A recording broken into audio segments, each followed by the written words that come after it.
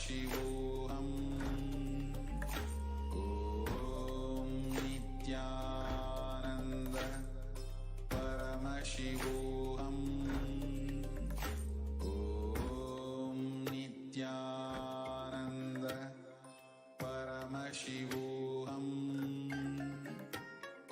Om Nithyananda Paramashivoham.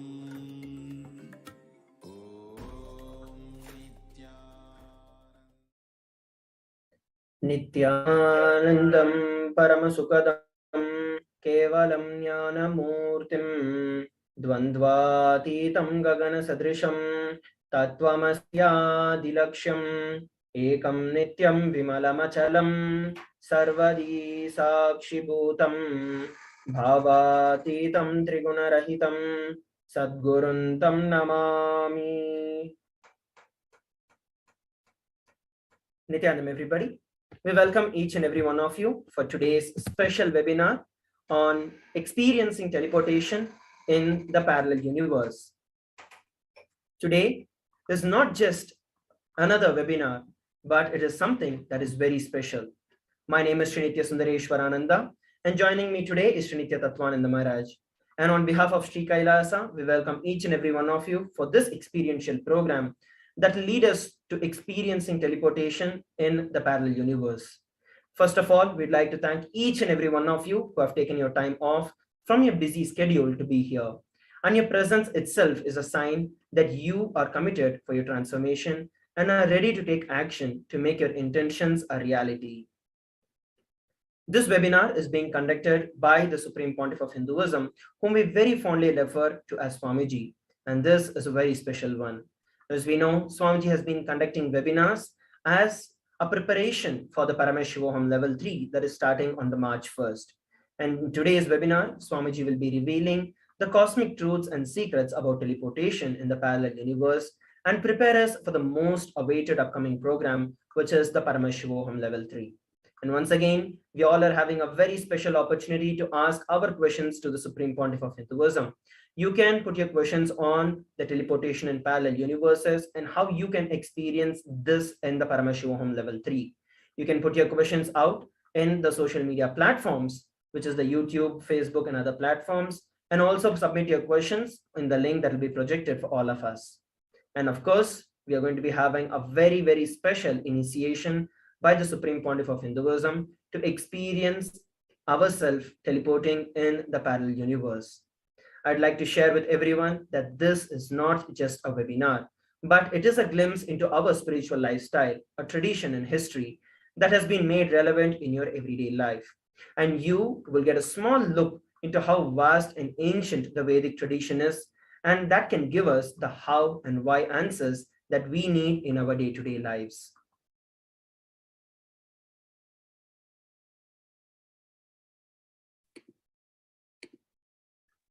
Although you're here just for a few hours or so for now, you should know clearly that there's a beautiful community available for you, which Swamiji has created. Wherever you are, somewhere near you, there's a center, a temple, or a group of devotees who regularly gather to enrich each other with Swamiji's teachings and share the spiritual truths. There are constant events, celebrations, and workshops so that you can constantly keep yourself engaged in the space of enlightenment. Swamiji has already said that this webinar will be a breakthrough for everyone. It is also just a small glimpse into how the Supreme Pontiff of Hinduism leads people on from all walks of life, all religions, all backgrounds on the path of awakening yourself. And we will be sharing with you all the exciting news, programs, and events and activities that the Supreme Pontiff of Hinduism is conducting to help you further on the path. So with that, let us now move on to a small and brief introduction about the Supreme Pontiff of Hinduism.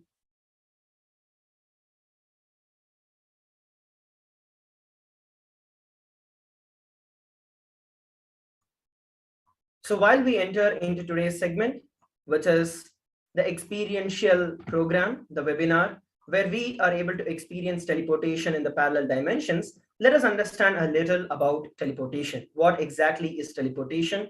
And what does the science currently know about teleportation?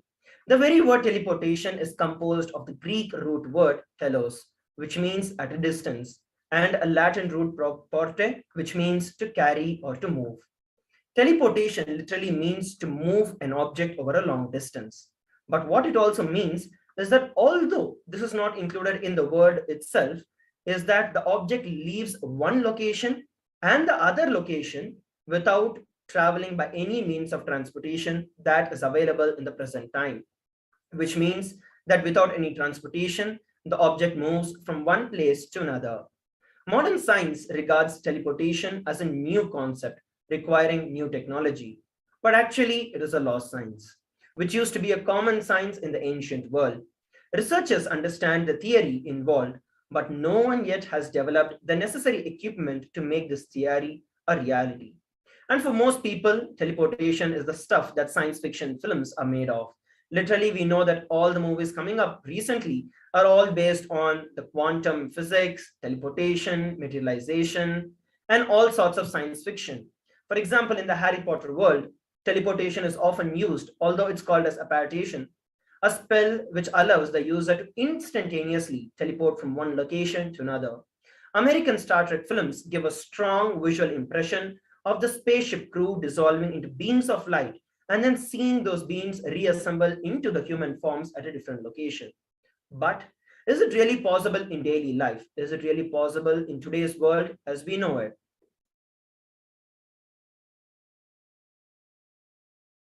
Though the mystic disciplines of the world have always understood and played with the phenomenon of teleportation, modern science is only just beginning to understand that teleportation can be a real possibility in our dimension. However, there is a distinct and essential difference between the way science and mystery schools define teleportation.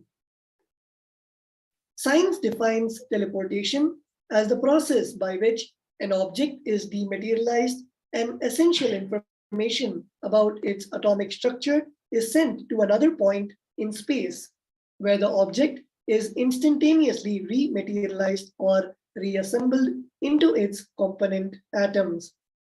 Explained using quantum mechanics, teleportation is a mechanism by which information of the exact state of an atom can be transmitted from one location to another. In this process, information is transported from one location to another using an entangled quantum state, known as quantum teleportation. This process involves a phenomenon called entanglement, which is possible only on a micro scale. As mentioned earlier, but in classical terms, information is called a bit, and in quantum mechanics, it is called a qubit. Whereas quantum entanglement allows teleportation to happen instantaneously, recreation of masses larger than an atom would also need a classical information link between the two locations.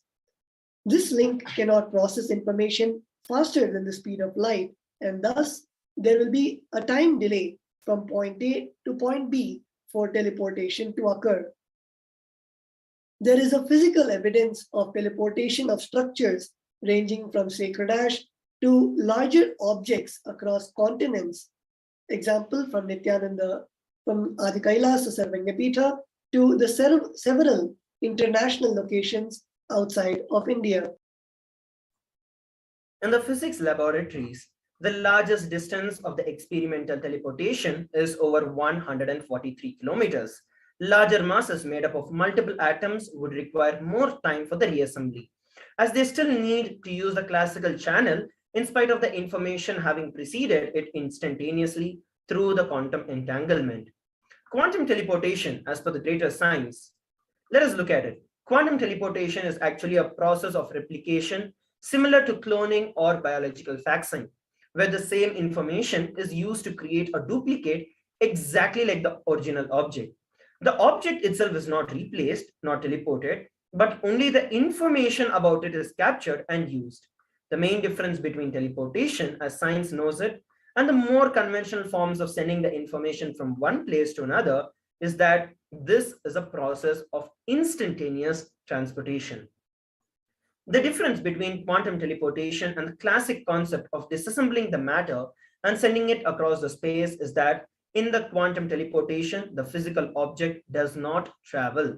Instead, the information is given to one quantum and it is teleported to its partner the same way a fax works. In faxing, the physical information on a document is transferred into energy waves, which is then received from another terminal and printed. At their destination, the waves are converted back into readable form and the document is recreated onto a fresh paper. The information has traveled, but the physical paper remains behind. Replacing the fax terminals with quanta, which have been entangled, provides a means to teleport information. A message is created by adjusting one quantum entanglement, one quantum, and the other receives it immediately. For example, one of an entangled pair is exposed to heat and its twin reacts to the heat source to the same degree. If one becomes overheated, so does its partner. Presently, the faxes involve only mineral atoms or beams of light. The potential lies ahead, however, of perfecting a biological fax, the sending of information between cells. When one skin cell would be exposed to sun, its fellow would develop a tan. In 1998, for the RST time, a team of researchers at California Institute of Technology successfully teleported a photon across a distance of approximately 1 meter. However, in the process, the original object was destroyed. Since then, a number of teleportation experiments have been performed. In 2006, physicists at the Niels Bohr Institute in Denmark, led by Eugene Polzik, teleported photons across half a meter and used them to illuminate a cloud of atoms. This was considered a milestone because it involved teleportation between light and matter. In 2013, the research group succeeded in teleporting information between two clouds of gas atoms, and to carry out the teleportation, not just one or a few times, but successfully every single time. The results were published in the scientific journal Nature Physics. In stark contrast to these efforts, the teleportation of whole objects and even people is a well-defined practice in the mystical tradition in Sanatana Hindu Dharma. Unlike in the scientific context, it is not just the vital information about the object, but the object itself, which is teleported. The Vedic science, the Vedagamic science of teleportation, works on the premise that matter and energy are interconvertible, unlike science, which only sends the information, but not the object itself, not the matter itself. Just as the pattern of the sound waves in a telephone is carried by an electric current from the source to the destination, where it is reconverted into sound, an object to be teleported is just simply dissolved into energy at the source, transmitted through the space to be reassembled at another destination. Although we say simply dissolved, the complexity of the process and the mastery of mind over the matter required here is just unimaginable. Teleportation and the other Shaktis are gained only by a lifetime and are the spiritual disciplines ultimately by the grace of the divine. And another thing is that all materials cannot be teleported at this equal success, as only certain materials can withstand the extreme rigors of being pulled apart at an atomic level, converted into energy, vibrations, and transmitted through a space, then distilled into matter again. An object with a weak molecular structure will be pulverized during the teleportation and then could never be reassembled again. In the Vedic experience, teleportation was a very, very common practice. Shaktis are the birthright of each person, and capabilities that lie hidden in one's biomemories can be awakened through the Diksha or the initiation by the enlightened master, by the enlightened gurus. Teleportation is one of many such powers. And in today's webinar, we are going to be experiencing teleportation not only in this plane, but teleportation in the parallel universe itself. Let us now hear to what Supreme Pontiff of Hinduism has revealed about teleportation. And before that, for those of you who are attending this webinar for the very first time, let us give a quick introduction and a brief introduction to the Supreme Pontiff of Hinduism. The Supreme Pontiff of Hinduism, Jagadguru Mahasannidhanam, His Divine Holiness Bhagavan Nithyananda Paramashivam, is the reviver of Kailasa, which is a macrocosmic, ancient, enlightened Hindu civilizational nation. The Supreme Pontiff of Hinduism is the reviver of Kailasa, which is a macrocosmic, ancient, enlightened Hindu civilizational nation. The Supreme Pontiff of Hinduism is the 1008th incarnation of Paramashiva as per Hinduism and has been recognized by his predecessors who are enlightened masters and adepts. The Supreme Pontiff of Hinduism has made the science of power manifestation and temple-based universities a lifestyle for humanity. Let us now look at a few of the coronations of the Supreme Pontiff of Hinduism. Before 1981, the Supreme Pontiff of Hinduism was identified as the 1008th incarnation of Paramashiva by spiritual adepts and enlightened masters of Hinduism. In 1981, the Supreme Pontiff of Hinduism was initiated into Bala Sannyas and Chaturmasya at the age of 3. In 1988, coronated as the future Guru Mahasannidhanam of the Tondai Mandaladinam, the oldest monastic university. In 1994, coronated as the successor of Arunachala Sarvanyapita by Guru Parampara, and in 1999, founded the mission Nithyananda Sangha to revive Kailasa internationally. In 1999, also coronated as the successor of Kashi Sarvanyapita. In 2002, founded the Adi Kailasa Sarvanyapita, and in 2004, declared as the successor of Bhagyanagara Sri Pura Sarvanyapita. And in the same year also declared as the emperor of the Surya Vamsha Surangi Samrajyam of the Surya Vamsha lineage. In the year 2007, the Supreme Pontiff of Hinduism was declared as the Guru Mahasannidhanam of the Adi Pallava Sarvanyapitam, following which the same year he was also declared as the Mahamandaleshwar of the Mahanirvani Akhada. In the year 2012, on 27th of April, the Supreme Pontiff of Hinduism was coronated as the 293rd Guru Mahasannidhanam of the Madurai Shamalapita Sarvanyapitam, which is the oldest Hindu papal state in the monastic kingdom. In the year 2013, the Supreme Pontiff of Hinduism was officially coronated as the Mahamandaleshwar of the Mahanirvani Akhada, the largest epics monastic order and the youngest Mahamandaleshwar. And in the year 2013, he was also declared as the Acharya Mahamandaleshwar of the Athalakada, the oldest monastic order in Hinduism, by Acharya Mahamandaleshwar Subdevananda Ji. In 2014, he was also coronated as the Guru Mahasannidhanam of Thanjavur Adinam. The same year, he was coronated as the Guru Mahasannidhanam of Thiruvarur Adinam, Vedaranyam Adinam, and Panchanadikulam. In the year 2015, the Supreme Pontiff of Hinduism was coronated as the Guru Mahasannidhanam of Dharmamukti Swargapuram Adinam, following which the same year he was also coronated as the Guru Mahasannidhanam of Adipita Kolada Matha and elected as the Supreme Pontiff of Hinduism by a congregation of over 1,000 spiritual leaders and pontiffs.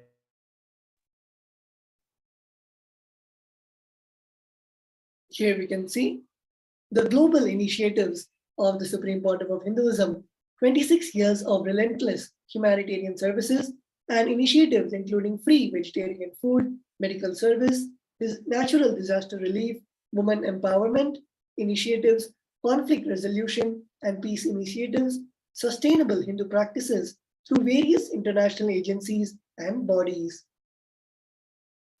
The Supreme Pontiff of Hinduism has authored more than 300 books in 10,000 articles in 3 languages, English, Tamil, and Sanskrit, and translated into 50 languages with over 1,000 titles.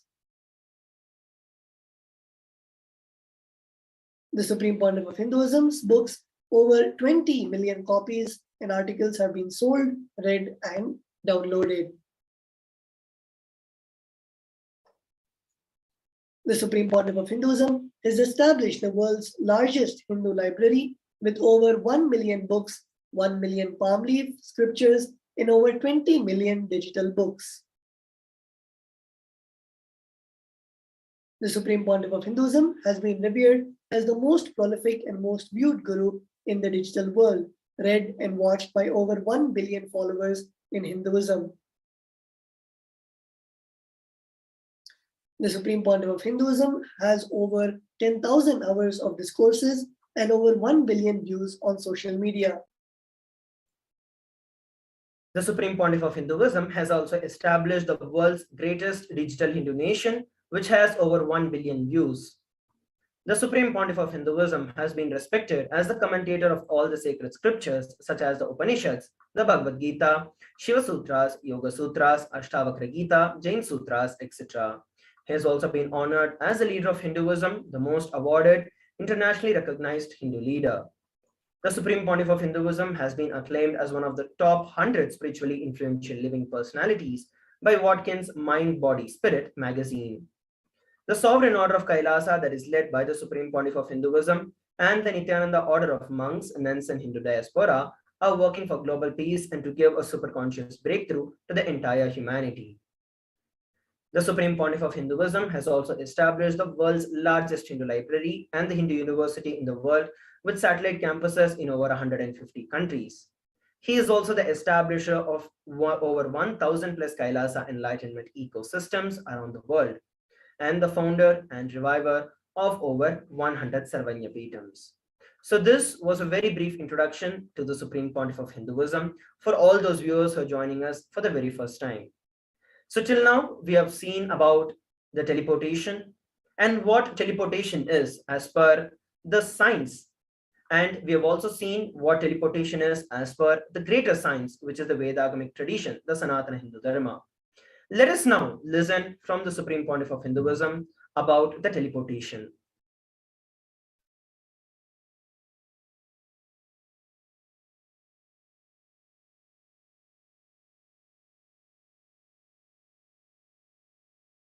Read the sutra first.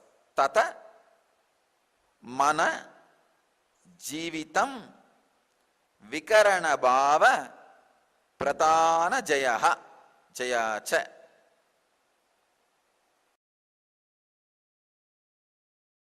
Tato manojavitam vikarana bhavaha pradana jayascha.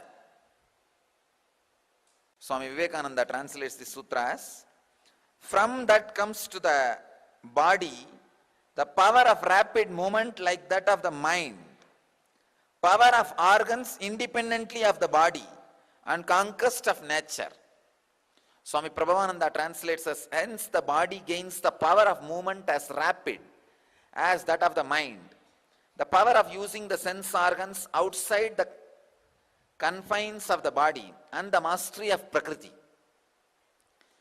Swami Sachidananda translates as, from that the body gains the power to move as fast as the mind, ability to function without the aid of the sense organs, and complete mastery over the primary cause.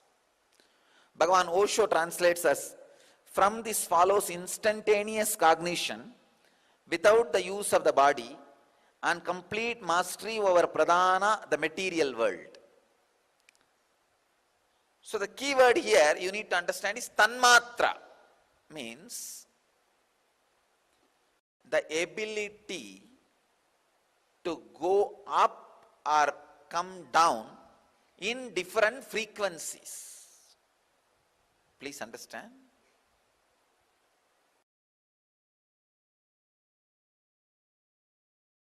Now, if I am teleporting akshada, rice, usually what happens in that space, the material's frequency gets raised to the subtle level.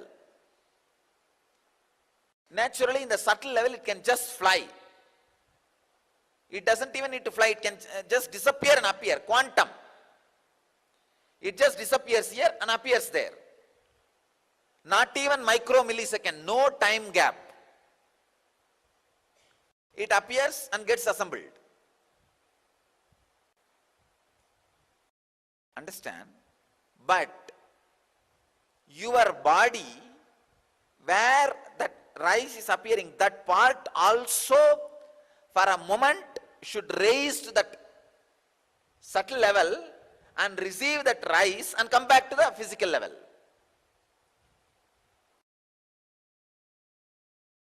For that, you need to continue to remain as a pure channel. Sometime I see the akshata disappears supposed to go to somebody's hand goes to somebody else's hand. Which shouldn't, why, when it goes to some 2-3 people, if one person is not receptive, he was supposed to receive, but it doesn't get materialized in his hand. But if somebody else is ready for that frequency, it happens in his hand.